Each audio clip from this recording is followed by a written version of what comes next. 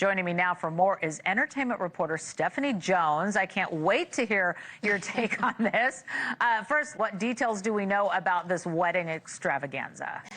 I'm not going to lie to you, but I love love and I love a lavish wedding, so I'm eagerly watching from the sidelines.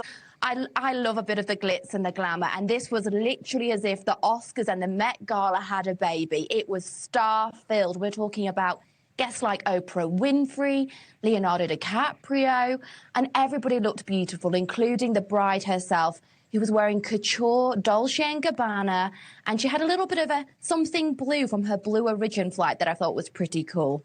A lot of people, including critics and protesters, were not happy with such a lavish display of wealth and the billionaires taking over their city. We saw a few dummy Jeff Bezos floating around the canals, blow up crocodiles trying to stop some of their guests arriving on the river taxis. So people of Venice weren't as happy as I might be from across the pond watching it as a third party. And when we take a look at the price tag on this, I mean, it is hard to imagine. How do you spend $56 million in just 3 days? Well, I mean, where did that money go? Obviously, that is an eye-watering amount. It's a kind of number that is almost incomprehensible to every other person on the planet. How one spends that amount of money in such a short period, I genuinely don't know. But what I can say is that the billionaire has hit back at critics because he pledged $3 million to local charities. He also asked his guests to, instead of giving gifts, please give donations to local suppliers. This is going to bring in nearly $1 million of tourism to Venice, which is only going to help the city, whether it's in repairs, whether it's with local artisans, restaurants, hotels, and things of that nature. And he did actually hire almost 80% of local artisans for his wedding. So the money is going back to the city itself. Yeah, that's a good point and a good balance so that people can understand that. I mean, when I hear $56 million, I'm like, did everybody get a new car that came to the wedding? I mean, I mean, it's crazy, right? You know, he is worth an estimated $231.4 billion. I mean, is this really just a drop in the bucket to him?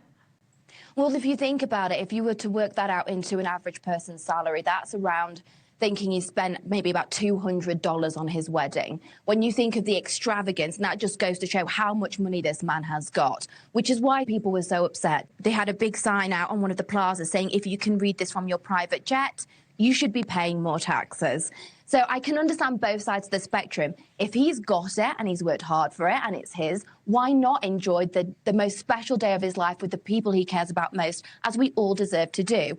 But on the other hand, the majority of the world, like we say, he is in the 1%. The other 99 will never see that kind of money. Most people are struggling right now, barely making the minimum wage. And people that actually live in Venice are struggling to pay for their daily expenses, their rent. You know, cost of living has gone through the roof everywhere in the world right now.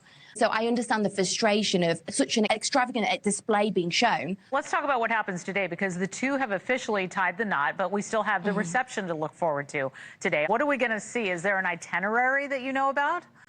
Well, everything with these guys is kept under top secret wraps. I mean, there's only been rumors so far about some of the celebrities that have allegedly been performing at their wedding.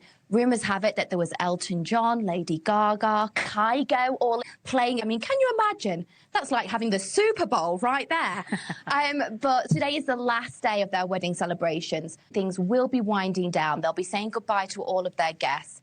And, you know, things are so tight-lipped. Everyone has been on such high alert. They've actually had to change several venues for their 3-day celebration due to trying to not disrupt the locals, listening to other people's worries, whether or not it'll stop the tourists.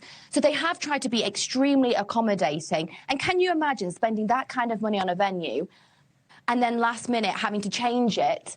And it's not the venue that you actually paid for or that you had your heart set on because you're trying to appease other people. So it does go both ways. I think if I was a bride, I wouldn't be happy with that. Trying to outrun the press at every step as well. Entertainment reporter Stephanie Jones, we thank you so much for joining us. That was fun. Thank you so much.